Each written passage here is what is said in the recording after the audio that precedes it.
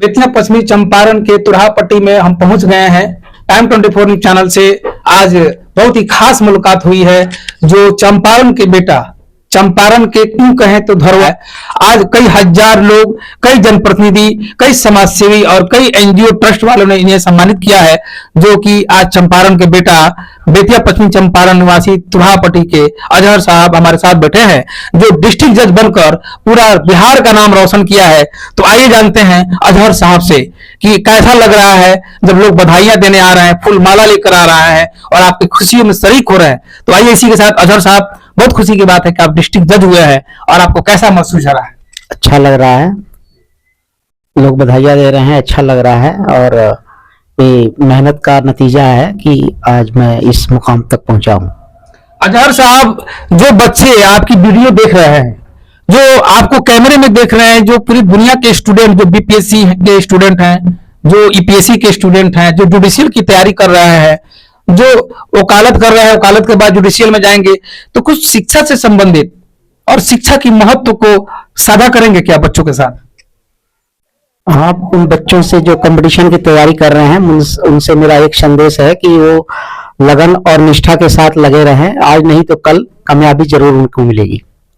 आपका मतलब कई सालों से वकालत की प्रैक्टिस चल रही थी सुप्रीम कोर्ट और दिल्ली के हाई कोर्ट में। मैं 2010 में इनरोल्ड हुआ था वहां दिल्ली बार काउंसिल से। उसके बाद से मैं वहां लगातार प्रैक्टिस करता रहा दिल्ली में, और मैंने लोअर जुडिशरी में भी कई बार दिया, लेकिन मेरिट लिस्ट में कुछ नंबरों से नहीं हो पाया। फिर उसके बाद ये हायर जुडिशरी का मेरा तीसरा अटेम्प्ट था बिहार में। कई बार परीक्षा आप दिए जुडिशियल का और कई बार सफल ना हुए, तो उससे कैसे महसूस होती थी? हाँ, रिजल्ट आने पर ना होने पर निराशा जरूर होती थी, लेकिन मैं अपना धैर्य नहीं खोता था और घर वालों का भी साथ मिलता था, और वो हमें ये कहते थे कि आज नहीं तो कल इससे अच्छा पोस्ट मिलेगा आपको। इसमें आपकी पत्नी की कितनी योगदान रही और आपकी अम्मी का कितना योगदान रहा? हाँ, घर वालों का, मेरे पूरे घर वालों का बहुत सहयोग रहा कि मेरे तैयारी के दौरान जो कुछ भी उन लोगों की परेशानियां आती थी वो हमें शेयर नहीं करते थे और हमें पढ़ने का मौका प्रदान करते थे।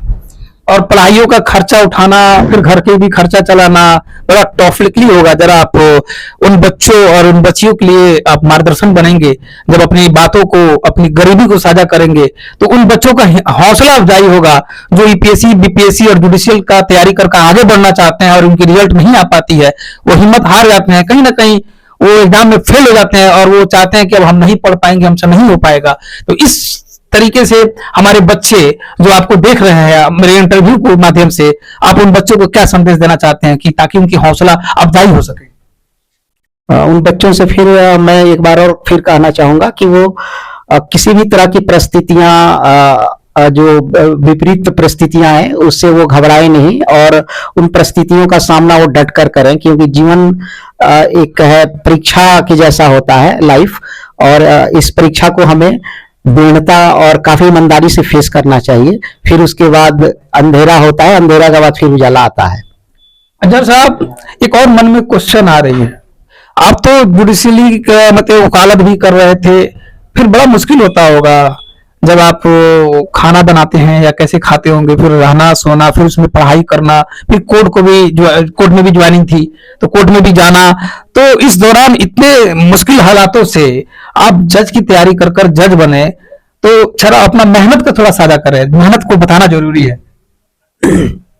देखिए, जो जुडिशरी की जो एग्जाम होती है उसमें लॉ से ही क्वेश्चन पूछे जाते हैं और प्रैक्टिस भी वो लॉ के रिलेटेड ही होती है। तो जो हम प्रैक्टिस करते थे उसके अलावा जो दूसरे प्रोविजंस होते हैं जो उस जुडिशरी के पार्ट नहीं थे, उससे मैं अलग से पढ़ लेता था, और उसके बाद मैक्सिमम मैं पढ़ा हुआ था उसी को रिवाइज करता था, और उसी पे नए नए जो सुप्रीम कोर्ट के और डिफरेंट हाई कोर्ट के जो जजमेंट होते थे उनसे मैं अपडेट रहने की कोशिश करता था। और कितने घंटे की लगातार मेहनत थी, पढ़ाई थी आपकी, ताकि बच्चे भी आपसे सीख सकें कि हमको भी इतनी घंटे तैयारी करनी चाहिए?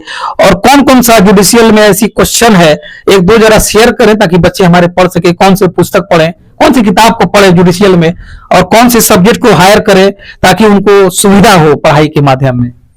देखिए, भारत के जितने जुडिशियरी के एग्जाम होते हैं उसमें जो मेन सब्जेक्ट है वो आपका इंडियन कॉन्स्टिट्यूशन, सीआरपीसी, आईपीसी, अब तो वो चेंज हो गया है, उसका नाम भारतीय न्याय संहिता और बीएनएसएस और बीएनएस हो गया है। और फिर Indian evidence act, contract, CPC, ये मेन सब्जेक्ट हैं जो हर एक लॉ के एग्जाम में रहेंगे। आपके ट्रांसफर प्रॉपर्टी एक्ट और कमर्शियल लॉ, ये सब में रहते हैं। मैक्सिमम ये सारे इंडिया के जितने जुडिशरी के एग्जाम होते हैं उसमें सब में रहते हैं। तो जो 8 से 10 सब्जेक्ट हैं उस पे हर एक बच्चे का मेन कमांड होना चाहिए। और कितनी घंटा कम से कम इस पर पढ़ाई होनी चाहिए समथिंग? ये आदमी की अपनी अपनी कैपेसिटी पर है। कोई किसी सिलेबस को या किसी चीज को 4 घंटा में भी कर लेता है, कोई 10 घंटा में भी करता है। तो अपनी अपनी कैपेसिटी के हिसाब से आदमी को मेहनत करना चाहिए, क्योंकि हर एक आदमी को अपनी कैपेसिटी मालूम होती है कि मैं कितने देर में कोई चीज को कवर कर सकता हूँ। अपने जीवन में कितनी बार आपको निराशा हाथ लगी और कई बार ऐसा महसूस हुआ कि अब मुझे नहीं पढ़नी चाहिए, इसकी तैयारी नहीं करनी चाहिए, कभी ऐसा हुआ तो जरा साझा करेंगे आप? हाँ, मैं जब लोअर जुडिशियरी जो बीपीएससी वगैरह के माध्यम से जो परीक्षाएं होती हैं उसको मैं कई बार दिया और इंटरव्यू तक भी गया, लेकिन नहीं होने पर निराशा हाथ लगी। लेकिन मेरे घर वालों ने मेरे हौसला को बढ़ाया और कहा कि नहीं, अगली बार में जरूर होगा, और इसमें नहीं होगा तो जो हायर जुडिशरी की एग्जाम होती है उसमें होगा। और फिर मैं अपने कंटिन्यूटी को बरकरार रखा। आपके कितने बच्चे हैं? मेरे 4 लड़के हैं। और पढ़ाई करते हैं कि नहीं? हाँ, सब पढ़ते हैं। और मैं अब अपने कैमरामैन से कहूंगा कि आज जज साहब जो डिस्ट्रिक्ट जज हुए हैं उनकी अम्मी जान यहाँ मौजूद हैं, इनसे भी जानेंगे कि अम्मी ये बताइए कि जज आज बने हैं आपके लड़के, तो आपको कैसा लग रहा है? खुश रहा है। खुश है? हाँ, तो बाबू पढ़ के अपन मेहनत कर के अपन निकाल ले, बहुत खुश बा। अच्छा, रौरा बेटा राउर जब जज भइलन तो गांव समाज के सारा लोग दुआरी पे आई रहे। हाँ, हाँ। तो ओ बड़ा रौरा कैसन लागत रहे? खुश भइल, हम बहुत दिल खुश भइल। और लड़का जो जज के तैयारी करते बड़े सन, सब लड़का बढ़ जाए, अल्लाह का शुक्र हो, घर जाए। अभी जब बीपीएससी के एग्जाम भइल बा में लड़का पास हो जाए, दुआ बता। हाँ, सब लड़का बढ़ रहे हैं सन। तो जैसा कि आप देख रहे थे कि एक माँ का खुशी, माँ का दर्द क्या होता है आप जान सकते हैं। जब बच्चे पढ़ते हैं और वो एग्जाम में फेल हो जाते हैं, जो फेल विद्यार्थी होते हैं उनके लिए जज साहब का एक संदेश था कि बिल्कुल हिम्मत को नहीं हारें, अपनी जज्बात को बनाए रहें, अपनी मुकाम को अगर पाना है तो तिल और लगन से पढ़ाई करें, ताकि आपकी एग्जाम निकलेगी। ये बिल्कुल, क्योंकि जिस रास्ते पे आप चल रहे हैं वो आज नहीं तो कल सफलता उस रास्ते पे जरूर मिलेगी, इसलिए धैर्य बनाए रहें। आज इनकी अम्मी को इतना अंदर से खुशी है, बूढ़ी माँ है, जब पूरे गांव समाज के कई हजार की संख्या में लोग फूल माला लेकर आए, मिठाई खिलाकर, माला पहनाकर, गमछा उड़ाकर, जब जज साहब की स्वागत होने लगी तो इनकी आंखों में खुशी की आंसू थी।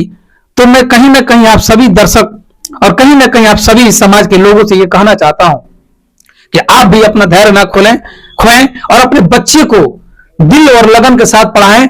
चाहे लाख मुश्किल आए आपके ऊपर, लेकिन बच्चों को शिक्षा जरूर दें। शिक्षा ही एक ऐसा जगह है जहां आपको गरीबी से बाहर निकाल सकता है। इसी के साथ आफ्ताब रसूल की रिपोर्ट। नमस्कार।